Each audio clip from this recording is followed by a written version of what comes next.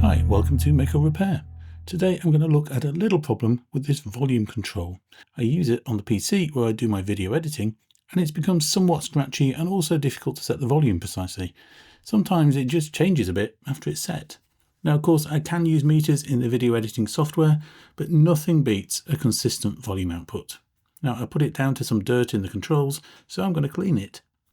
It may seem a little trivial, but I do like to capture these things. After all, people have to start somewhere, and some people need a bit of confidence to open them up. Anyway, let's get on with it. So we can see this is quite old.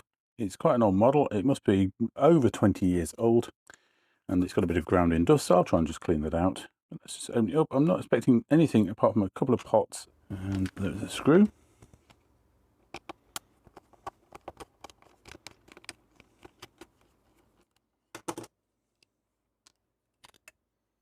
So obviously we've got a connector along the side with all the wires going into it. That's nice and easy. I can just pull that out, I think. Yep. Yeah, and what have we got? So we've obviously got a microphone socket. We've got a few passive resistors. No problem with those, of course. And we've got these two volume controls. So one is for the volume and one is for the bass. And I can kind of see that these have been attached with a little adhesive to stop them slipping.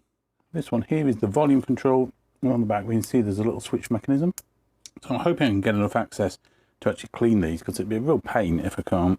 First job, let's try and unscrew this. Yes, it's come off easy enough. Okay, so it's a 50K.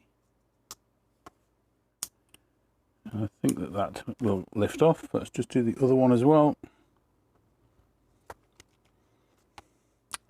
It's interesting they put adhesive on when these are actually kind of keyed to the shaft. So they're both B50Ks, so they'll both make 50Ks.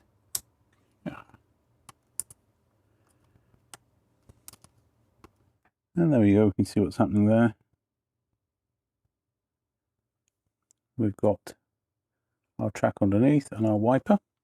And the same here.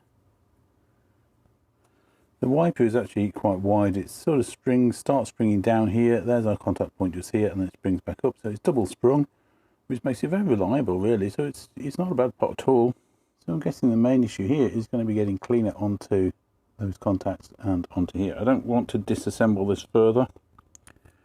There's a little washer on here that will undoubtedly lift off, but I think it's just a press fit, and if I do lift it off, we might not get it on that well again. Yeah, so I don't really want to risk that.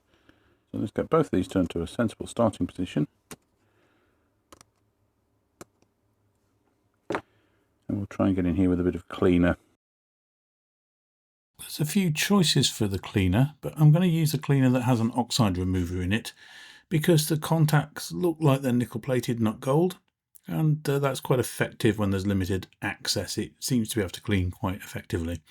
You could use something like IPA or even vodka or something like that, provided it evaporates completely and doesn't leave any sort of residue. Anyway, I'm going to flood the cavity and rub the track as far as I can with some little cotton buds or whatever you call them in your country. I'm getting at most of the track. I can access pretty much all of it, in fact, by just moving the wipe around. And then what I can do is work this control backwards and forwards a lot of times. I'm not going to record them all, obviously, and that will hopefully clean the spring contact. It's always better if you can take it apart and clean it properly, but in this case it's just too risky. I think that getting a spare part will be impossible if I break this. So anyway, we've just got to spray it, let it soak for a bit, move things around, and the last job is to dry it out. All right, let's get this reassembled and leave it to dry for a little while.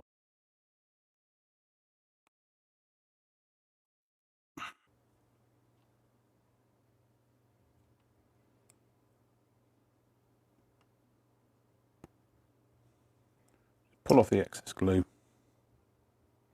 if I can. While it's apart, let's just get some of these finger marks and things just taken off.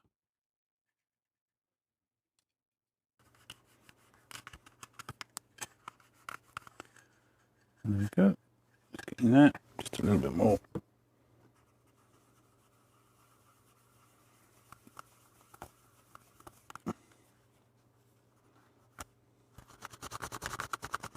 Although I am using IPA for this, it is a solution with water, because I don't want to take off this legend, which essentially has been kind of like inkjet printed onto it. Cool, I think that looks pretty clean. Let's just reassemble it all and see what happens. Just got to remember to put this light pipe in. Yeah, I'm going to just drop a little bit of a sealant on here, just to stop these coming undone again. Cable's on, everything's ready to go.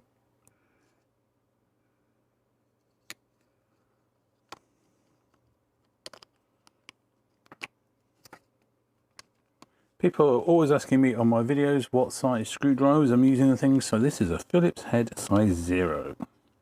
It's always good just to have a little clean, just in these rims where you can't normally get. Once this is assembled, it'll be almost impossible to clean in there. And we'll just clean the back as well. I know, I'm obsessed with cleaning.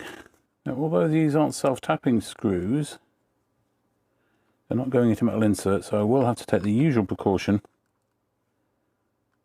which is to rotate them until I just kind of feel a bit of a click, and I do put a bit of pressure on.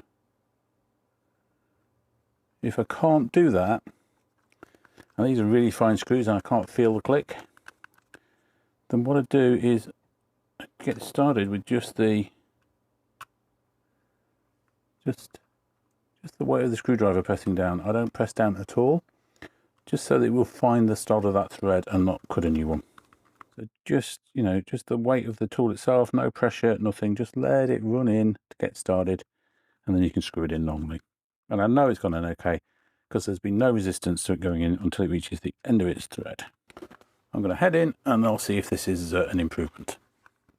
Okay, so here it is reinstalled, and there's no crackling as I move that volume around, and when I do set the volume, it doesn't change immediately afterwards, so that seems to have solved my problem. Anyway, a very simple repair, but if you like that, don't forget to subscribe, like the video, share it with your friends, and of course leave some comments, and I'll see you next time. Bye for now.